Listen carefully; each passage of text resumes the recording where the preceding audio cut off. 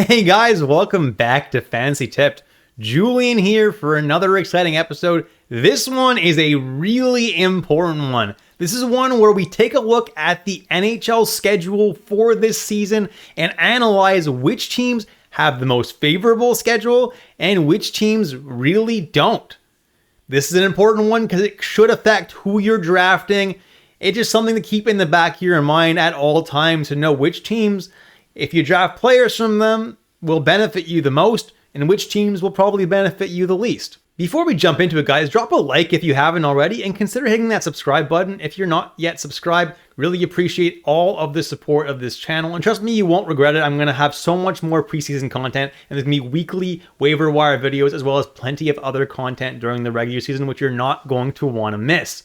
If you do want to take your support to the next level, consider hitting that join button here on YouTube or join me on Patreon. Either way, you unlock access to many things like my draft guide, as well as access to the Fantasy Tip Patreon exclusive league. We're running out of spots here in that Patreon league, so be sure to join YouTube or Patreon ASAP if you do want a spot in that league. If you do join via YouTube and you want to join the Patreon league, be sure to send me your email, fantasytipped@gmail.com. All right, so let's jump right into it and let's take a look at back-to-back games for the schedule this year.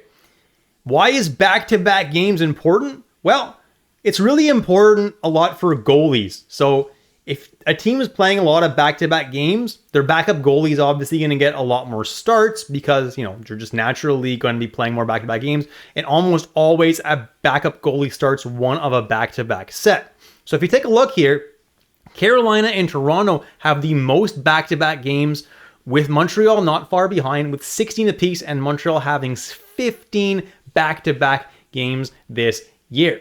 That means at the very least, the starters on each of those teams, Frederik Andersen, Joseph Woll, and Samuel Montembeault, won't be starting 15 games. So already you can remove those from their potential game that they're going to be starting. They're probably going to be starting less than that as well, but just something to keep in mind. On the other end, we have Winnipeg with only 8 back-to-back games, and it's just another reason why I ranked Connor Hellebuyck so high in my rankings this year. Not only do I think he's the best goalie in the league and the best goalie for fantasy, but his fantasy schedule is really, really good. He may start every other game except for those 8 back-to-backs, which is kind of crazy, but at the same time, the backup in Winnipeg is Kakkonen this year, so he's not particularly amazing. So Hellebuyck is going to be starting a lot of games. Maybe not the full 74, but 70 games is kind of a possibility. Boston, St. Louis, and Vancouver have pretty favorable schedules for the goalies as well, so they'll get a good amount of starts this year. Let's take a look at what a lot of you guys are here for and the off nights. And to calculate who has the most off nights, I didn't just do what a lazy person would do and check how many games people are playing on Mondays, Wednesdays, Fridays, and Sunday, which are the usual off nights. I actually looked and saw which games of the week were actually off nights. Sometimes a Tuesday can be an off night, or a Sunday or a Friday could be a very, very busy night. So I made sure to include only games that had 7 or less games. So that means less than half the teams in the NHL were playing. And these are the results. As it is every single year, the Anaheim Ducks have the most off nights with 37 games being on off nights. That means literally almost half their schedule is on off nights. Unfortunately, there aren't a lot of Anaheim Ducks that are super valuable in fantasy, but if you do draft a couple that do have some value, like a Frank Vetrano, now you can see that he has even more value just because of the schedule that Anaheim has, which is really, really nice. The Rangers have a pretty good schedule. The Chicago Blackhawks have a pretty good schedule. Utah, Vancouver, Toronto, and LA, not too bad schedules either. On the other side of the coin, Columbus and San Jose only play 17 off nights, which is very, very little. Honestly, I'm not overly high on anybody from either of those teams, so you're probably not drafting too many players from those teams anyway. But just keep in mind that if you do, you're not going to get a whole lot of off nights from them. Something that I'm doing this year that I haven't done in past year's schedule videos is look at the flip side of the coin. Which teams have the most busy nights? And I took a look at teams playing on nights with 11 or more games. Why is this important? Well, if you're drafting depth players from teams that play a lot on busy nights, well, you may not even be able to play those depth players a whole lot. As you can see in the chart, guys, the Philadelphia Flyers play 42 games on nights with 11 or more games. That's more than half their schedule on way too busy nights. So if you have a guy like, let's say, a Sean Couturier, who you drafted as a depth centerman, literally more than half of the season, you're probably not fitting him in your schedule just because the Flyers have such a bad schedule when it comes to that. So I wouldn't be drafting a whole lot of depth Flyers players because you're probably not going to be able to fit them in your schedule a whole lot, unfortunately. That being said, if you're drafting solid players like a Travis Konechny, you don't have to worry so much because you're playing those guys on the busy nights anyway. So this is really for depth players. So one thing I started doing last year was taking a look at the fantasy playoffs before the season even started. Seeing who has the best fantasy playoff schedule, which is great, but don't put too much stake into this, guys, because you actually have to make the fantasy playoffs.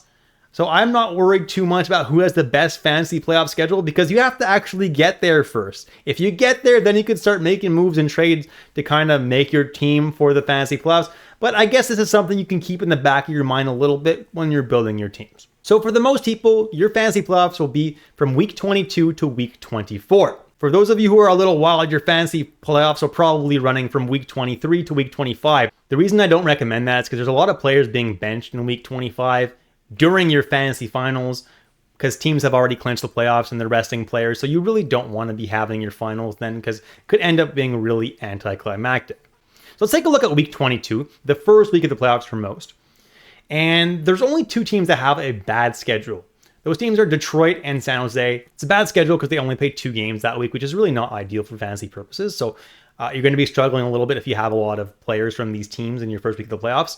But there are quite a few teams that have a solid schedule for that week. Boston, Buffalo, Calgary, Chicago, Nashville, LA, Philadelphia, St. Louis, Tampa Bay, and Toronto all have a pretty good schedule with 4 games that week. The rest of the teams in the league have 3 games. So overall, there's only 2 teams that will really hurt you that week. In week 23, it's the same thing. Only 2 teams have really a bad schedule with only 2 games. Those are Boston and Florida.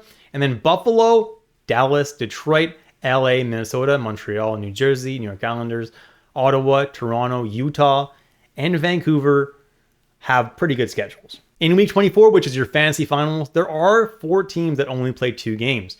New Jersey, New York, Philadelphia, and Toronto. And there are quite a few teams that play 4 games. Boston, Calgary, Colorado, Columbus, Dallas, Florida, Minnesota, Montreal, Nashville, Ottawa, Washington, and Winnipeg. If you're having your fantasy finals in week 25 for whatever reason, there are a lot of teams playing because it's a double week. So the least amount of games for any given team is 4 games with Boston, Colorado, Minnesota, Pittsburgh, and St. Louis all only playing 4 games. Although Colorado has 0 games in the second half of the week, so you can just run them for 4 games, then drop any Colorado players you have and pick up other players. So Colorado's really not so bad to be having. And then there are some teams with 6 games, which is the max. Anaheim, Buffalo, Carolina, Columbus, Detroit, Edmonton, the Islanders, the Rangers, San Jose, Tampa Bay, and Toronto. Okay, what does this all mean? Well, if your playoff schedule is in weeks 22 to 24, which is what it should be, the teams with the best schedule overall, with 11 games total, are Buffalo, Calgary, Dallas, LA, Minnesota, Montreal, Nashville, and Ottawa. All 8 of these teams play 11 games total in the fantasy playoffs, which is really, really good. So if you can load up on players from these specific teams, you're in good shape for the fantasy playoffs. The teams with the worst schedules, unfortunately, are the New York Rangers and the San Jose Sharks, who only play 8 games apiece. So those are by far the teams with the worst schedules, and you're not going to get a whole lot of games out of them for the fantasy playoffs. Again, if you're doing your finals on week 25, I don't really get why, but the teams with the best schedule are Buffalo, Calgary, Dallas, Detroit, Montreal, New York Islanders, and Ottawa, with 13 games total over the course of those 3 to 4 weeks, however you want to count it. And the teams with the worst schedule are Boston, St. Louis, Philadelphia, and Pittsburgh, who only played 10 games over the course of those 4 weeks. And that's it for this video, guys. If you enjoyed the content today, drop a like and hit that subscribe button if you haven't already. Consider joining my YouTube or Patreon if you do want to take that support to the next level.